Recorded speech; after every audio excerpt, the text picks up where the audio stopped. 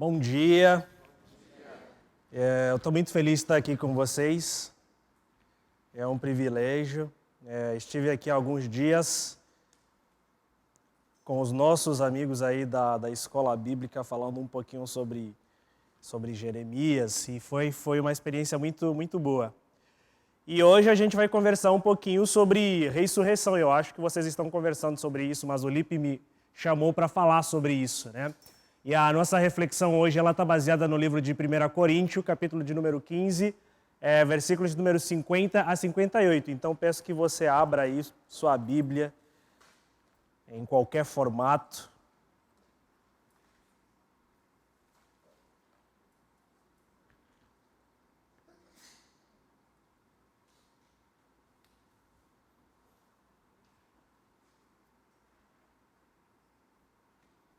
Quem achou, diga achei.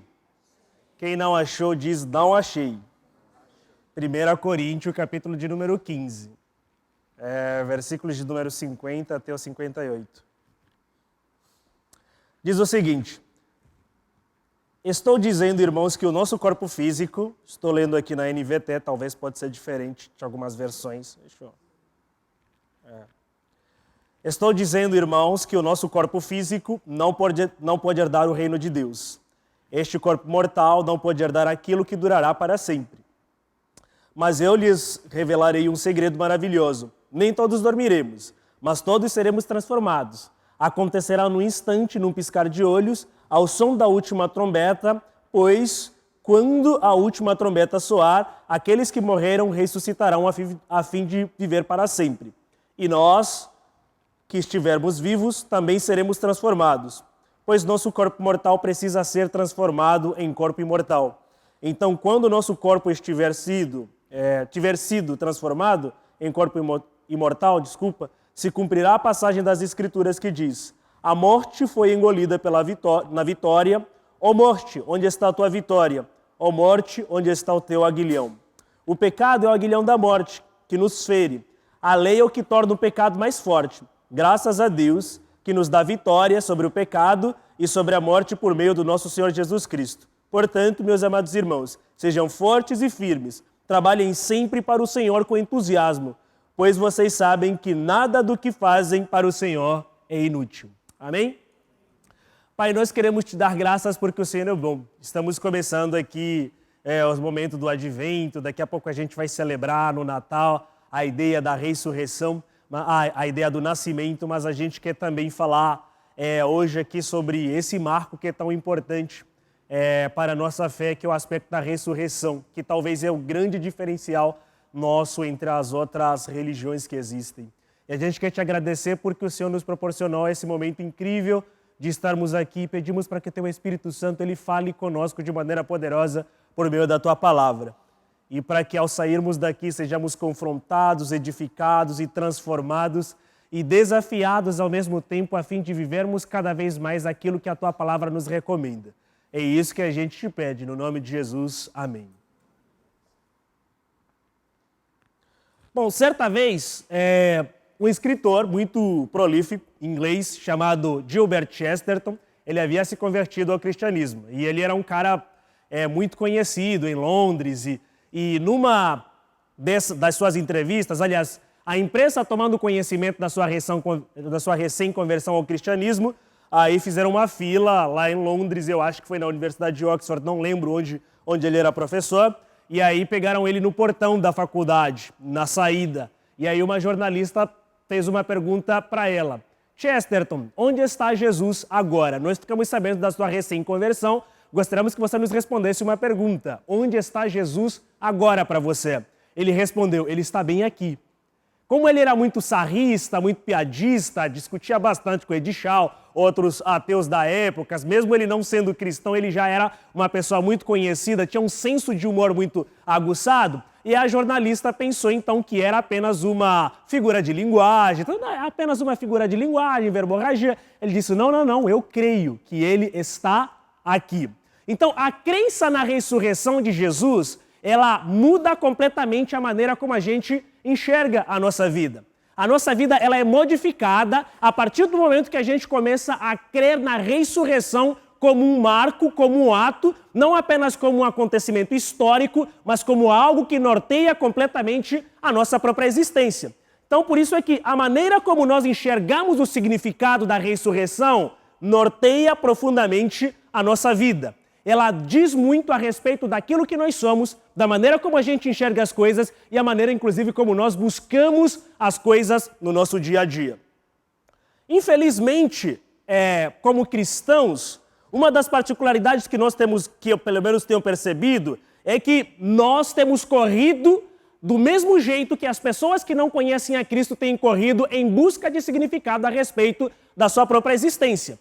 Nós buscamos o significado e respostas a respeito da nossa própria natureza em lugares que não é necessariamente a palavra de Deus. E tudo isso, por causa disso, a gente busca significado da nossa própria existência em outro lugar que não é a palavra de Deus, pela fraca concepção que nós temos a respeito do significado da ressurreição. Porque a ressurreição, ela diz muito a respeito de nós. Porque a ressurreição, ela aponta para a eternidade. Ela traz esperança, ela é a mensagem de esperança. Não uma mensagem de vitória, necessariamente, porque a esperança não tem a ver com a vitória, a esperança tem a ver com o anúncio da vitória. Quando nós proclamamos uma mensagem de esperança, nós estamos dizendo para as pessoas que, independente da tragédia, independente do caos, a vitória um dia chegará. Ela pode não necessariamente experimentar essa vitória nessa vida, mas ela chegará. E porque ela foi anunciada a partir do ato da ressurreição da pessoa de Jesus.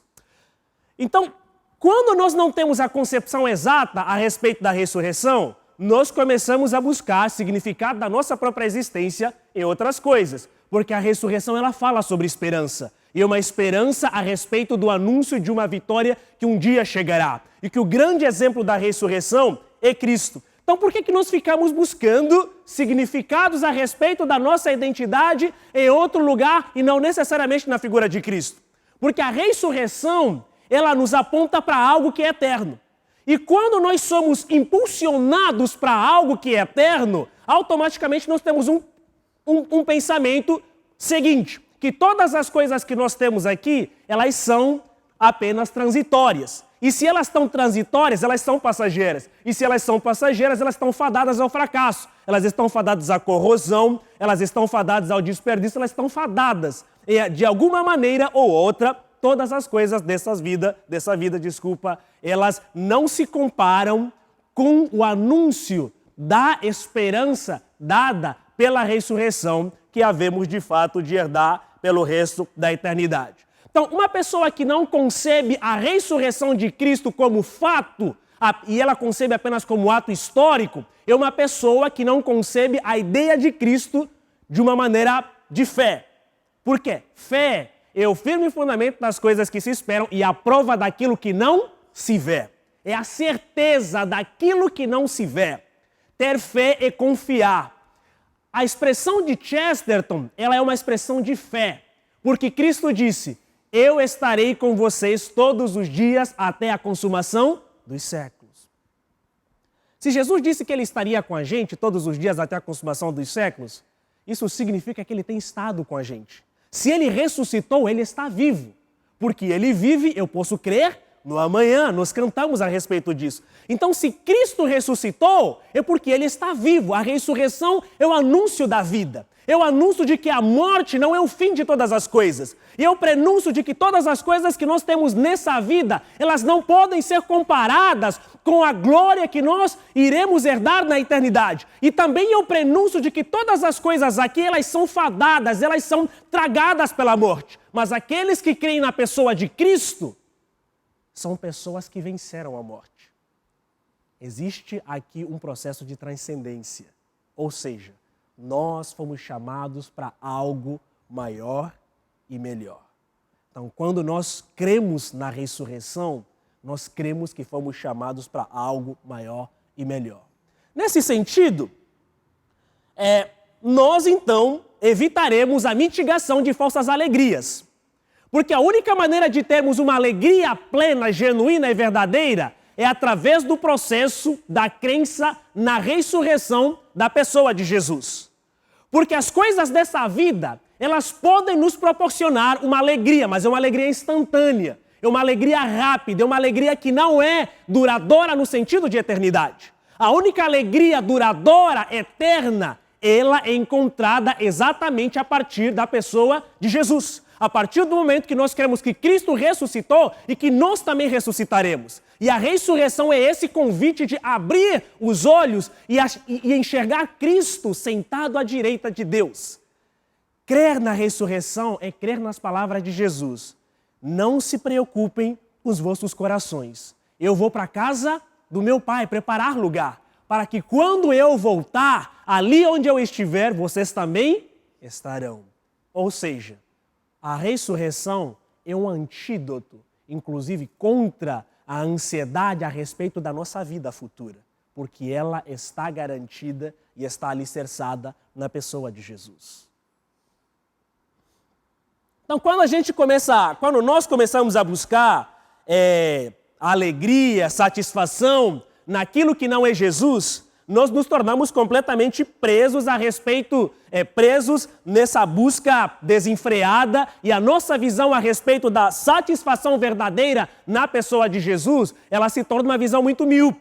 Não existe possibilidade de termos uma alegria plena, a não ser que essa alegria plena seja desfrutada na pessoa de Jesus. E a ressurreição de Cristo, ela é a garantia de que todas as coisas que estão nessa terra, elas são passageiras de fato, e que a única maneira que nós temos de viver para a eternidade é olhar para a pessoa de Jesus. Porque se Cristo ressuscitou, nós também ressuscitaremos. Porque se Cristo não ressuscitou, vã é a nossa fé. Paulo vai falar a respeito disso. Então, tem fé, creia de que o que nós estamos vivendo aqui e agora não se compara àquilo que Deus está preparando para nós pelo resto da eternidade. Todas as coisas materiais que nós temos aqui e agora, elas são fadadas simplesmente ao fracasso. Tudo isso vai ser destruído. Mas o nosso relacionamento com a pessoa de Jesus é a garantia de que nós estamos sendo conduzidos para uma vida que é maior e é melhor. Então, grosso modo, nós só venceremos o vazio e a falsa sensação de alegria, né? E essa felicidade que as coisas dessa vida nos trazem, quando de fato entendermos o verdadeiro significado da encarnação e da ressurreição de Cristo. Tá? Então, o tédio espiritual, o vazio que nós sentimos, só serão vencidos a partir do conhecimento da encarnação do Deus homem e a partir da ressurreição de Cristo, e a partir disso que nós saberemos que Cristo é a nossa fonte primária da alegria. Sem isso, não existe possibilidade de termos uma alegria plena, verdadeira, genuína. Não existe. Porque todas as outras coisas nas quais nós podemos encontrar alguma alegria, alguma satisfação, elas são coisas que nos viciam. São coisas que nos manterão presos. Né? Tem gente que é viciado em rock and roll, porque é a única maneira que se sente satisfeito, é um vício. Tá? Tem gente que é viciado em livros, né? Porque é a única maneira como ela se sente plena, é um vício. Tem gente que é viciada em si mesmo, né? Que é gente ensimesmada, egoísta, inclusive, né? E aqui você tem o mito, inclusive, do Narciso, serve para explicar exatamente essa ideia da própria paixão a respeito da própria personalidade, da própria beleza, né? Uma mulher na Itália levou isso longe, assim. Ela estava viciada consigo mesmo, não encontrava satisfação na alegria de conviver com outras pessoas, e ela resolveu casar consigo mesma, que é a famosa sologamia. 3 meses depois pediu o divórcio de si mesma, né?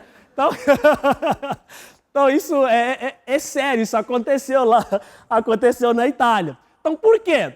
Porque nós mesmos não nos bastamos, nós mesmos não nos bastamos, exato. A partir do momento que nós temos Cristo, essa suficiência que nós tentamos encontrar em outras pessoas, ela nos é respaldada a partir do encontro que nós temos com a pessoa de Jesus.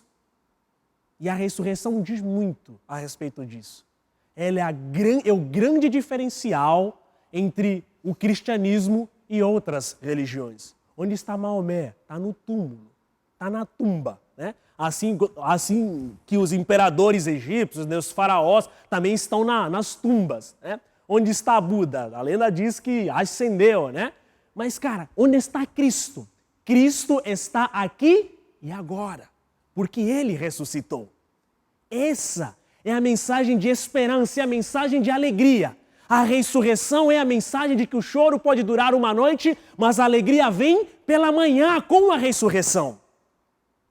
É a alegria de que todas as coisas dessa vida, o caos que nos impeira essa vida, o pecado que é abundante, as tragédias que são abundantes, elas serão vencidas a partir do momento da ressurreição. E Cristo fez esse anúncio. Cabe a nós crer na mensagem de Cristo. E é isso que Paulo está querendo ensinar para a igreja de Corinto. Está falando, baixa a bola aí e sossega. Esse negócio que algumas pessoas estão falando, que não vai ter ressurreição e tal, é balela. Creiam, porque se Cristo não ressuscitou, vã é a nossa fé. Mas se Ele ressuscitou, é claro que de fato nós também iremos ressuscitar. Por quê? A maneira como nós enxergamos o significado da ressurreição de Cristo norteia o significado da nossa própria existência. Tá? Então, por meio dessa vitória de Cristo sobre a morte, que Paulo nos apresenta, Jesus estabeleceu uma nova ordem das coisas. Ele mostra que toda a tragédia, todo o caos, todas as enfermidades, todas as outras coisas que existem, elas podem nos assolar nessa vida, mas a ressurreição de Jesus é o lembrete nos nossos corações de que chegará um momento em que nós seremos totalmente transformados e todas as imperfeições dessa vida, elas não mais farão parte da nossa própria existência. Muito pelo contrário, nós seremos transformados à semelhança de Cristo. A vontade de Deus é que nós sejamos homens e mulheres perfeitos à semelhança de Cristo. É isso que Paulo vai falar. E nós estamos sendo transformados à imagem de Cristo. Porque Ele é o primogênito, aquele que ressurgiu dentre os mortos. E a ideia é que nós nos pareçamos com Ele, que nós sejamos de fato transformados com Ele a cada instante. Então, o verdadeiro cristianismo, quando concebe a ressurreição de uma maneira clara, ele tem um anúncio maravilhoso para apresentar às pessoas desse mundo. O verdadeiro cristianismo, ele é um lembrete incrível, é um passaporte para uma vida sem igual. E nós, como cristãos, precisamos de fato apresentar essa mensagem da ressurreição para as pessoas que ainda não conhecem. Porque o caos que impeira na humanidade, o anseio, a angústia, a falta de significado a respeito de si mesmo, ela tem a ver exatamente com a morte. Porque as pessoas ficam completamente desesperadas quando nós pensamos a respeito da morte. Mas quando estamos em Cristo, nós poderemos cantar assim como Paulo cantou. Porque para mim o viver é Cristo e o morrer é lucro. Ou seja, em Cristo até a morte ela se torna um lucro. Isso é incrível, isso é fantástico. E as pessoas que não conhecem essa mensagem, elas estão desesperadas, buscando por significado a respeito da sua própria existência, e nós que possuímos essa mensagem, precisamos anunciar essa mensagem da ressurreição, porque ela é uma mensagem de esperança, não de vitória, mas é um prenúncio da vitória. Ela mostra que todas as coisas nessa vida, elas podem ter um fim melhor. É a mensagem basicamente de Apocalipse, tá? A mensagem de Apocalipse, de uma maneira mais simples, né? É essa. Não importa a aparência do mal no mundo. Fiquem calmos, né? Keep calm, porque Cristo vai triunfar. Aí a gente fica se matando, procurar o significado da mensagem de Apocalipse. Quem é a besta? Quem é o falso profeta, né? Aí a marca da besta é o código de barras, né? Aí a Coca-Cola, que está escrito lá, diabo. Até tem algumas pessoas que nem tomavam mais Coca-Cola, né? Então aí a gente fica procurando o significado. Mas a mensagem de Apocalipse é clara e simples. Não importa a aparência do triunfo do mal na humanidade. Fiquem calmos, porque no último momento, quando as coisas aparentemente estiverem insustentáveis, o homem do cavalo branco virá. E na sua coxa está escrito Rei dos Reis e Senhor dos Senhores. É Ele que venceu. A vitória está garantida. Ela foi anunciada, precisa apenas ser consumada, mas ela está garantida. Jesus, Ele venceu isso. Então, as pessoas que não conhecem a Cristo, elas precisam ouvir. Por quê? Nossa crença não se baseia apenas numa fé que oferece satisfação imediata. Nós não somos pessoas imediatistas. A nossa fé não é uma fé que oferece satisfação imediata a respeito das nossas próprias necessidades, né? Diferente dos nossos vizinhos aqui do lado, nós não estamos colocando aqui uma placa dizendo, né? Venha que seus problemas serão completamente resolvidos. Não é isso, né? Muito pelo contrário. Conheça Jesus e os seus problemas estão apenas começando, né? É aí que você percebe que, de fato, você é uma criatura que precisa desesperadamente de ajuda. Independente do seu status quo, independente daquilo que você tenha, mas, de fato, você precisa de ajuda. Você está na pindaíba, como dizemos, né? Você está lascado. Precisa necessariamente da pessoa de Jesus. Por quê?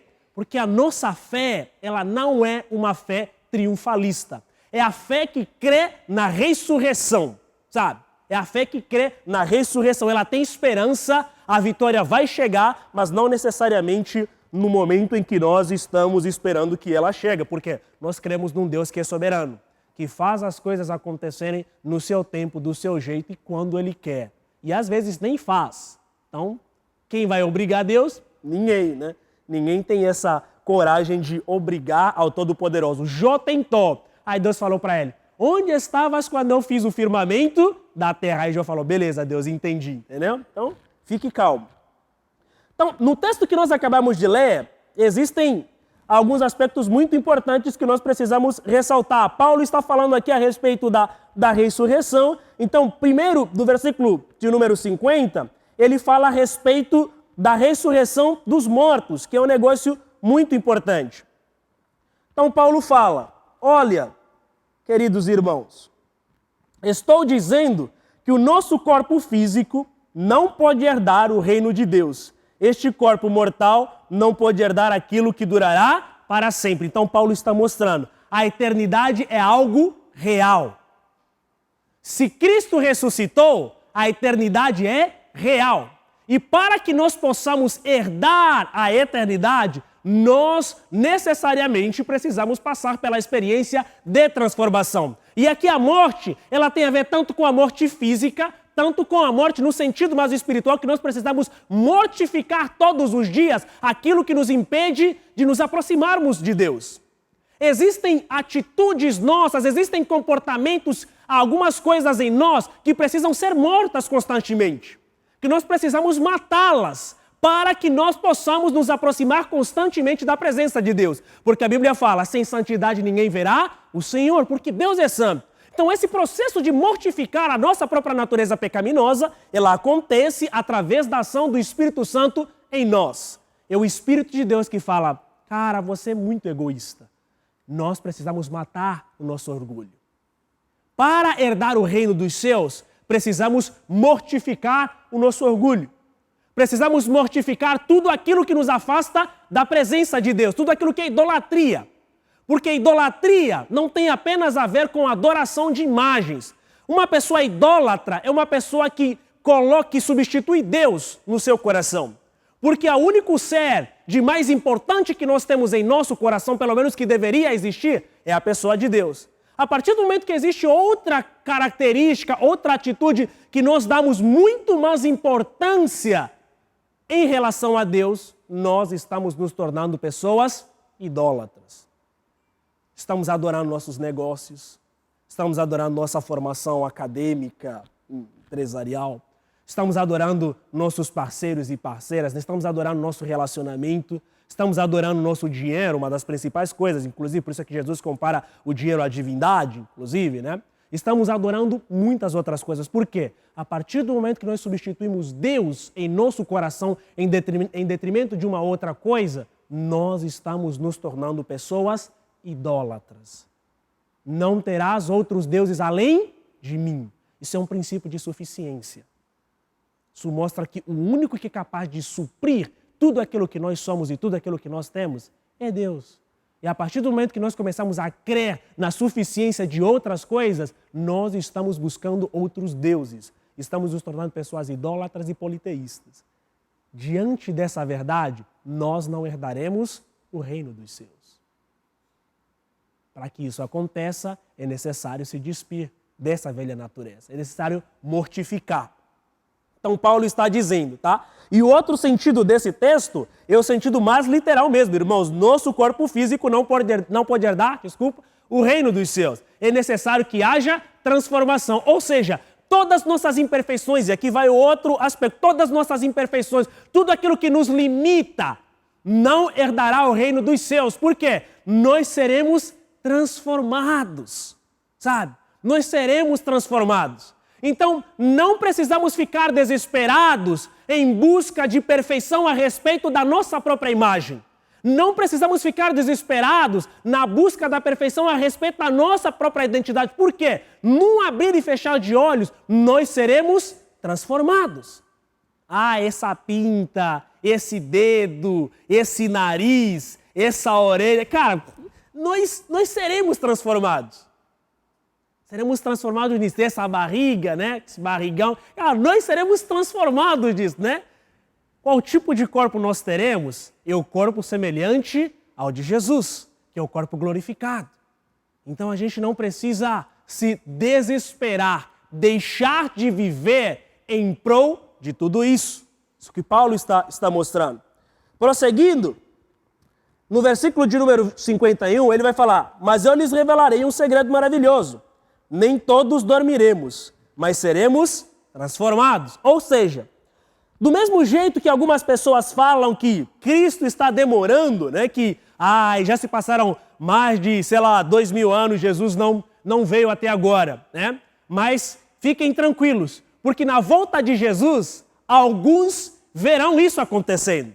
Paulo está aqui falando, alguns de nós não dormiremos. Ele estava sendo muito otimista aqui, sabe? Ele estava pensando que ele provavelmente poderia fazer parte dessa geração, mas não foi, né?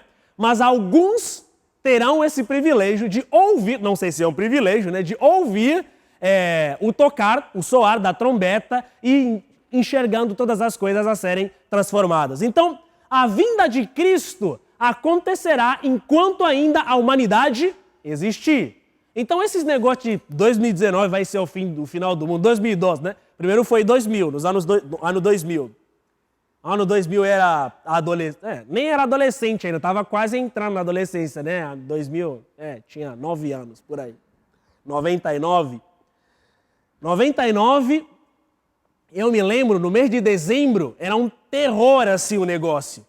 Porque todo mundo falando, meu Deus, 2000, o mundo vai acabar no ano 2000. Então eu falei, meu Deus, cara, a gente nem vai mais festejar direito o Natal, né? Naquele ano, minha família nem comprou direito as coisas, tava um clima meio lá em Angola, não sei aqui, mas lá em Angola tava um clima meio assim, né? Meu Deus, virada de milênio, o mundo vai acabar. Então eu falei, pelo amor de Deus, que o mundo vai acabar mesmo, que isso? E aí, enfim, fomos, Natal, dia 31 de dezembro, foi aquela contagem regressiva. E agora, a expectativa? Pô, foi dia 1º. Aí foi o outro, dia 2, dia 3. Daqui a pouco estavam voltando de novo para a escola. Não vai acabar nada, né? Então, as previsões a respeito do anúncio do final do mundo, elas são constantes. Elas são constantes. E às vezes, como cristãos, acabamos caindo nessas falácias. Mas nós precisamos entender que Cristo vai voltar. Que nós não precisamos de outros sinais. Precisamos crer apenas que Ele vai voltar. E alguns farão parte, estarão vivos e verão com os seus próprios olhos a respeito da volta de Jesus. Então nós não precisamos ficar desesperados procurando por sinais nas estrelas, pelos sinais dos maias, dos incas, dos teotihuanacas, sei lá, de qualquer outra tribo que seja. Precisamos apenas olhar para as Escrituras e crer nas promessas que elas nos oferecem a respeito da volta de Jesus. Cristo vai voltar. Independente se eu esteja aqui ou não, Ele vai voltar. É disso que Paulo está querendo dizer. Então acontecerá num instante, num piscar de olho, ao som da última trombeta. Pois quando a última trombeta soar, aqueles que morreram ressuscitarão a fim de viver para sempre. E nós que estivermos vivos seremos transformados, Paulo está dizendo. A ressurreição de Jesus é a esperança, é o anúncio de uma mensagem de que de fato a vida eterna ela é real. E pouquíssimas vezes nós paramos para pensar na vida eterna. Porque aparentemente a vida que nós temos aqui é melhor do que aquilo que Deus vai nos conceder na eternidade. Por isso é que pouquíssimas pessoas pensam a respeito da eternidade. Por quê? Cara, essa vida é uma vida pecaminosa. E o pecado ele está enraizado na gente que nós gostamos. Quando eu penso na eternidade, eu falo, puxa vida, na eternidade, né? Quem eu vou dar beijinho no ombro por não ter um iPhone X? Cara, não vai ter esses negócios. Eu vou lá e compro, faço as parcelas, né? De 32 parcelas, compro, né? O último celular, e aí chego lá na igreja e tal. Quem vai fazer? Vou fazer isso com quem? Com ninguém, sabe? Eu não vou fazer inveja para ninguém. Vai ser um padrão, basicamente, um padrão de santidade. E aí, quando a gente pensa nessas coisas, a gente fala, puxa vida, né? A vida que eu tenho aqui é bem melhor. Cara, ninguém vai ter... Não vou poder fazer inveja do meu carro para uma outra pessoa, né? Sou eu que tenho esse carro, da hora e tal, não... Sabe? Mas lá na eternidade vai ser tudo, né? A gente vai andar de camelo e tal, essas coisas. Não. Estão brincando, não necessariamente isso. Mas enfim, quando a gente pensa a respeito disso, sabe? E aí a gente acha a ideia da ressurreição como algo muito xoxo, assim, como algo muito, sei lá. Mas precisamos entender que aquilo que olhos não viram, mente nenhuma pensou e não subiu ao coração do ser humano, é aquilo que Deus está preparando para todos aqueles que o amam. Ou seja, coisas gloriosas estão nos esperando. E esse é o anúncio da ressurreição, tá? Então, pois nosso corpo será transformado. Versículo 54 fala, então quando nosso corpo mortal tiver sido transformado em um corpo imortal, se cumprirá a passagem nas Escrituras que diz, a morte foi engolida pela vitória, né? A morte foi engolida na vitória. Ô morte, onde está a tua vitória? Ô morte, onde está o seu aguilhão? O que Paulo está querendo dizer? Nós não precisamos mais temer a morte. Ela não é um fim, ela é a passagem de uma vida apenas. Ela é a passagem dessa vida para outra, para melhor. Tem aquele livro do John Bunyan, O Peregrino, ele ilustra muito isso, né? Que nós precisamos morrer para estar do outro lado da existência, que é melhor. Então, aqueles que creem na ressurreição de Cristo são pessoas que não têm medo da morte, não temem a morte. Não significa que você não vai ficar preocupado e tal, mas não é isso, né? Mas sabem, elas, pessoas que creem na ressurreição de Cristo, têm a plena certeza e a convicção do que vai acontecer nessa passagem dessa vida para a outra. Nós, de fato, não precisamos ter medo da morte. Quem tem medo da morte é aquele que vive de uma vida pecaminosa. É o que o versículo 56 vai falar, tá? Pecado é o aguilhão da morte. Mas o pecado, ele foi completamente derrotado pela pessoa de Jesus. O pecado, ele foi completamente derrotado pela pessoa de Jesus. Então, o aguilhão do pecado é a morte.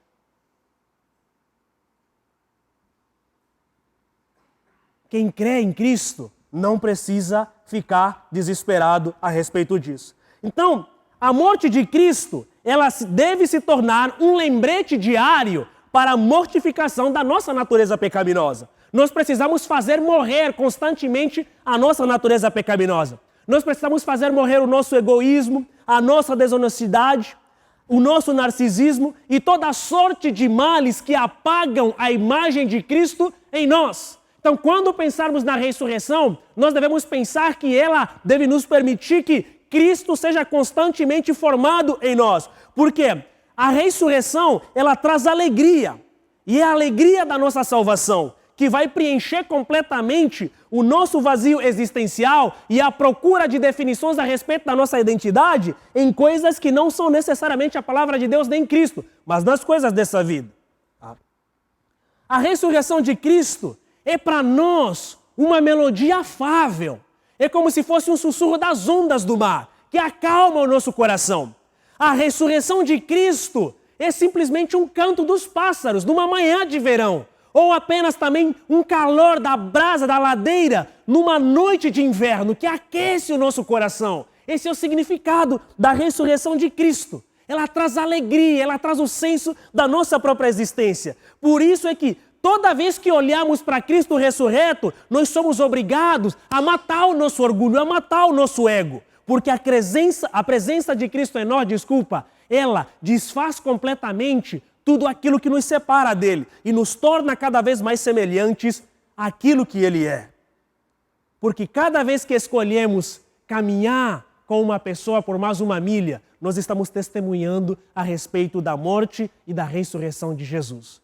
Quando a ressurreição de Cristo faz sentido na nossa vida, ao invés de repelir as pessoas, nós acolhemos as pessoas. Ao invés de odiar as pessoas, nós amamos as pessoas. Ao invés de se estressar facilmente com as pessoas, nós caminhamos mais uma milha com as pessoas. Porque a ressurreição de Cristo, ela promove uma transformação radical em nós e nos permite enxergar a vida de uma maneira diferente.